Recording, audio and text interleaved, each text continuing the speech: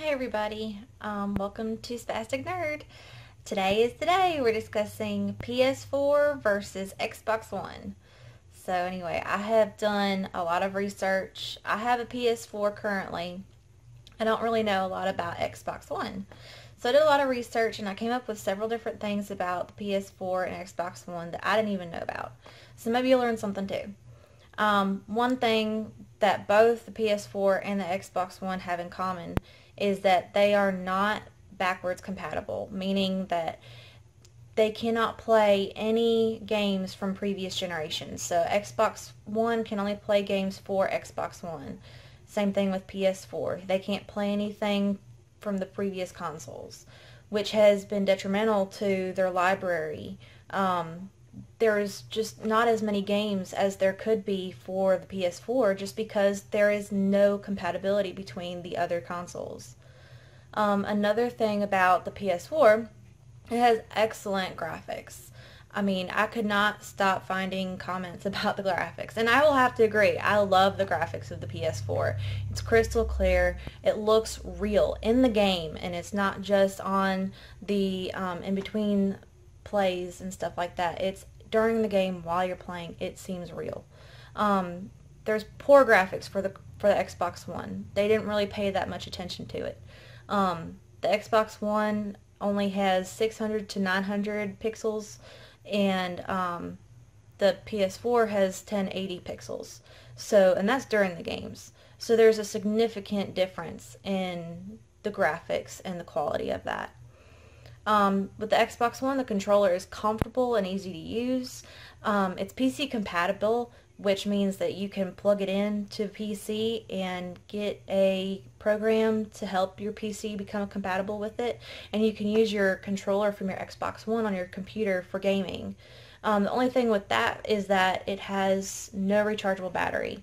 It only uses AA batteries. So if you're one that uses your controller a lot, it's going to be a little bit of an issue. With the PS4, it has an improved quality controller. It has the D-pad on it and everything like that. It has better, it has better workings with it than the previous console. The only thing with, and it does have rechargeable batteries for that. But the only thing with that is that it has a horrible battery life. And I've been able to find myself that, I mean, I'll play for a few hours at a time, and I won't be able to play for maybe an hour or two, and then my battery will die.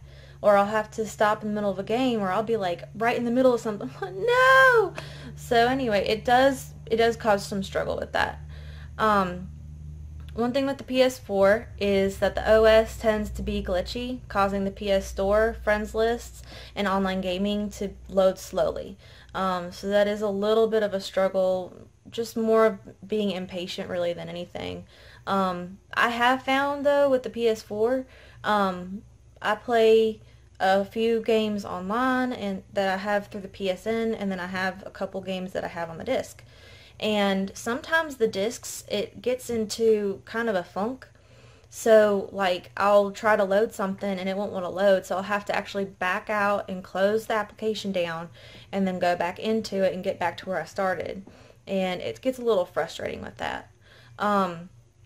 The online gaming is consistently reliable with the Xbox One, and the OS glitches are fixed very quickly. So they, Microsoft is really good at keeping up to date with what's going on with the Xbox One and making sure that everything is fixed as soon as possible. The Xbox One has low memory size, so it's almost requiring you guys to purchase an external hard drive for the games. Apparently you're just not able to download a lot of games onto the console. With the PS4, there's a large memory size. I know for a fact that it has 500 gigabytes for the PS4. So that's several games that I have, already on there and everything like that, and not a problem with the lag or anything like that. Something about the Kinect Cam is that with the Xbox One, when it's plugged into the Xbox, it is continually on while the Xbox is on. So if you're not even using it, the Kinect Cam is still on and can be accessed. So that poses a security, safety, and more of a privacy concern than anything. Also, it uses you can use voice commands with the Kinect, but for some reason it's very difficult for it to work, and it gets very frustrating. With the PS Cam, it's used to recognize your face for gaming and logging in, and you use your headset for the voice commands, which makes it a lot easier to use and more friendly. One thing with the Xbox One is that it doesn't require a constant internet connection or network connection for it to work or for you to play games. Now, yes, you won't be able to access some special features or some different abilities that you would be able to otherwise, but it's not necessary. You can still be a gamer and not have access to the internet all the time. Now, you do have to connect it to the internet at least once every 24 hours. I wasn't able to find out why, but I did find that interesting that you had to log it into the internet at least once every 24 hours. With the PS4, you require almost constant network connection and internet connection to play your games and to interact with the different features on the games. So anyway, it gets a little frustrating, so that means you have to buy the PSN, which is $50, which that's kind of one of the struggles for both the Xbox One and the PS4, is that you have to pay $50 for a year for the network, but it's totally worth it because you get to do a lot of extra things on there, connecting with friends, being able to post to your social media sites and stuff like that. Last thing about PS4 is that the GPU is 50% faster than the Xbox One. So it definitely has a lot more muscle than the Xbox One, and it has a lot more capabilities than the Xbox One in certain things. As far as the graphics and as far as friendliness, as far as easy to use with the software and the user updates and stuff like that. I found a few different things about the Xbox One that I thought was very interesting. It's able to use Skype with Kinect, so I wish I had that on my PS4, I will say that. You're able to, it has TV cable integration, meaning that you can plug your cable box into your Xbox and watch cable from that. So I thought that was pretty cool too. You're able to turn off the Xbox during gameplay and be able to turn it back on and start where you left off when you turn it back on. So PlayStation has said that they're going to be able to do that, but at this point in time, we have no idea when that's going to happen or if that's going to happen. Last thing about the Xbox One is that the power consumption tends to be kind of high, but they do have some low power settings on the system.